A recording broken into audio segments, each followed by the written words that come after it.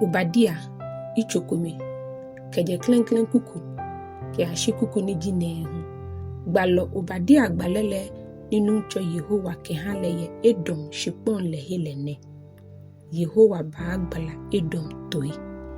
no cho nyumo chumbo fukete maji le anwo iwonu wemoni ekete le akenyete ashi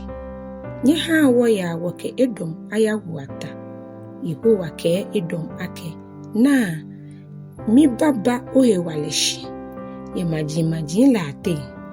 ni moko ebumbukra ohe no wo mole la kabo o manche manle mashishin ye tesano ni oshin le hele ye gongono ni no hewo ni ko yake na mo anye mishin aba ejo ya to shin le he ye nwen shon tamo kruponchu ni shin le hele honula mi ate ntete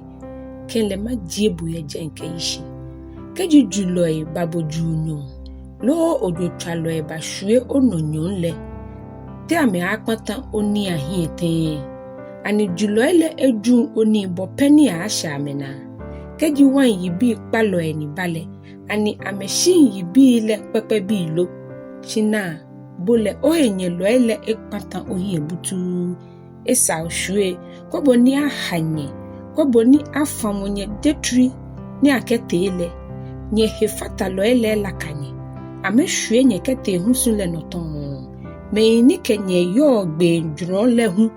eyenye no kunim na ne me ni nye keye ni le chonye noko ni anu shishi ni Yehowa ke ake na kan bile magbala Edom toi mi ba kwata eni le lo ele ahi ni maha ameni le hi akpata mimi ba amomo tema hi kaka lo ele ni Edom tabi lo ife ba nyonyoyi keje kuku ni ji Nyɔŋmɔ ke ata Nyɔŋmɔ ke edwe Edom toigbalamɔ le shishi efo ni nyefe nyenye mi me ni ji Jacob hwe le hiwole ohe ba fe he gbele ni akpato hi ke atenano odamoshi ya afabane bini boy balo edwetri ketele odamo afa ni boy bote manlemni ni amefon shiki ke ja emni ni ameha amehele kunesa ke bohu oyiawa tamameno oyo onye mime yuda bile ayo ya manehunu ni banina amelehiwo ni be ake onya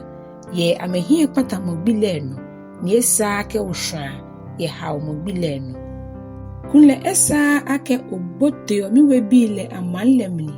ye amemanehunu bile no ebe ake oyo ameyo ye amemanehunu bile no esa ake oyaha ameni ye amemanehunu bile no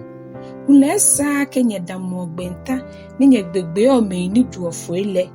yesa kenye kegbeme he kan lo ele ha henye lo ele ye hejira mu bile no kukuji Nyɔŋmɔ ke enumo ke Nyɔŋmɔ ke ekpa Nyɔŋmɔ baakojo majinle eja ke bele shetan beni mi Yehowa mi baakojo majinle boni ofele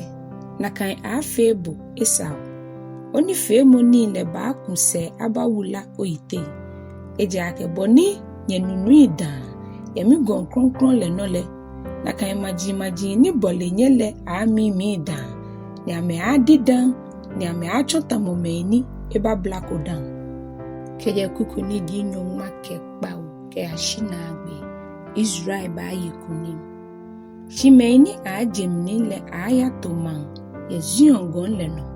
echo man kronkron ni Jacob hwele anini ashe amegbefan shipon le no eko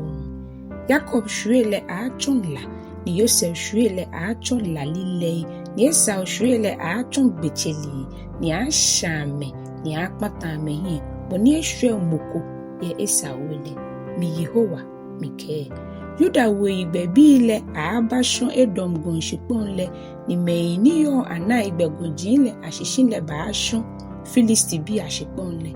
ame baango Ephraim shiponle ke Samaria hu ni Benjamin baango Gilead